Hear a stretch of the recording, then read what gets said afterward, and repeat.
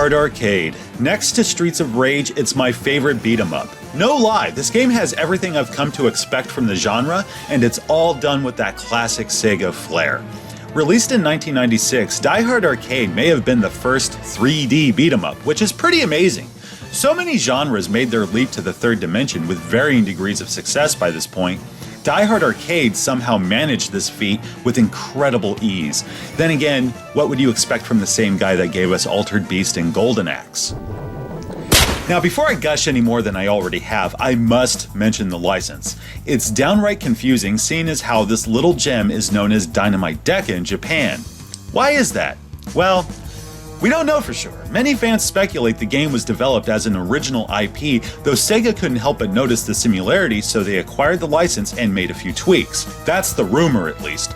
The story between both games really hasn't changed. White Fang has kidnapped the president's daughter and seized control of a skyscraper in order to steal an ungodly amount of money. Of course, he has an army of trained mercenaries just itching to take you down if you dare intervene. You can play as either John McClane or Chris Thompson. Now, if you're like, who the hell is Chris Thompson? I have an even better question. Who the fuck is White Fang? Seriously, if you're gonna make your hero John McClane, then your main villain should be Hans Gruber. Thank you, Mr. Cowboy. I'll take it under advisement. Not to nitpick, but this has always driven me crazy. Here's the box for Die Hard Arcade, right? I mean, it fucking screams Die Hard. You have the Nakatomi building, helicopter exploding. It looks fantastic, but that face, what the fuck? I mean, does that look like Bruce Willis to you? It looks like Clive Owen. It's Gary Cooper, asshole. Enough jokes. Now we have the cover for Dynamite Deka with no affiliation to Die Hard, yet, yeah, it's the spitting image of Bruce Willis. That doesn't make any sense. Even funnier is his name. In the Japanese version, John McClane became Bruno Dillinger. When Bruce Willis started his whole singing career, it was as fictitious musician Bruno Radolini. Yeah, Jesus Christ, why do I remember this? There are very few cosmetic changes. The skyscraper is obvious, I'm sure. Sprinkled throughout Die Hard Arcade, you see the Nakatomi logo. Needless to say, they're nowhere to be seen in Dynamite Deka. Those differences aside, they're practically identical. Now that we got all that superficial stuff out of the way, let's talk about the gameplay. It's essentially Streets of Rage, but in 3D.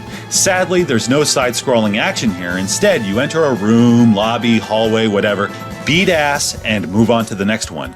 There are 5 stages with 3 to 4 scenes per, chock full of thugs clad in stereotypical 90s fashion, or fundoshi. Look it up. We have wrestlers, firemen, security guards, and robots. Robots? Where were these fuckers in the movie? God, if only they looked like those killbots from Chopping Mall. That would have been awesome. But yeah, there are QuickTime events that break up the action, giving you a triumphant cinematic moment, boosting your ego in the process. But when executed successfully, that is. If you fuck up, you have to fight some numbnut in order to progress. Nothing major, though worth mentioning. Like most beat-em-ups, there's a bunch of special moves and weapons at your disposal, like the handgun, which you can take from one scene to the next. Nice! You have machine guns, missile launchers, anti-tank rifles, and all sorts of assorted furnishings. My favorite weapon is the spray lighter combo. Yeah, tell me that's not impressive. For me, the action is where the game truly shines. The combat is fast-paced and wildly exciting. It's very easy to pick up and play since your characters always face left or right in a 2D fashion, so there's no 3-dimensional confusion. Control is simple and fluent. You have punch, kick, and jump. That's it, folks. That's all you need. Combinations are easy to figure out on your own and just as effortless to master. It's damn near flawless. Thank goodness, because this game can be a rough cunt. Even experienced players will find serious challenge with White Fang here. The big problem, I feel, is that there's no lives, just continues, or credits if you rather. Worse yet, you only get 4 credits. How about the options? Can you adjust it? Nope. There's no difficulty setting either, so all seems lost, but wait, what's this? Deep Scan. What's that? Why, it's another arcade classic from Sega where a battleship drops bombs on submarines and you got to avoid their mines. Get this, every few hundred points you earn credits, but not for Deep Scan. No, they're credits for Die Hard. How about that shit? At first, I thought this was a dumb way to earn credits, but after a bout of Deep Scan only to follow it up with Die Hard makes it feel like a trip to Aladdin's castle. Deep Scan is highly addicting and will sometimes make you forget why you even started playing it.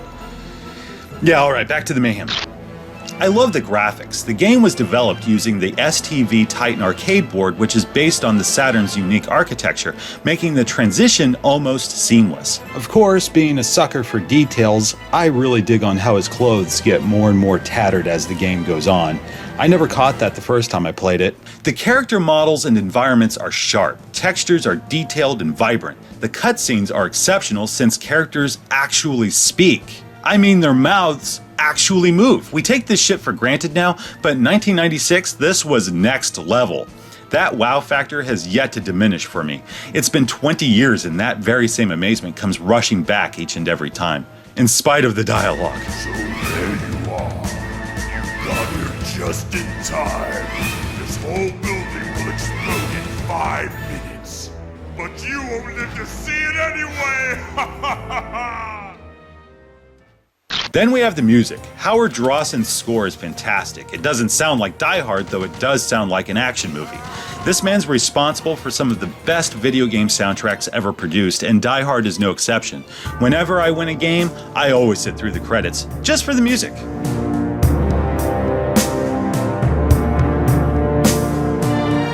Perfect way to end it. Die Hard Arcade, or Dynamite Deka, whatever you want to call it, is one of the best beat-em-ups ever made. Some players may feel it's too short, beating it in less than 30 minutes, but the fun factor is so high that I'll play it over and over again in one sitting. And I will. Again.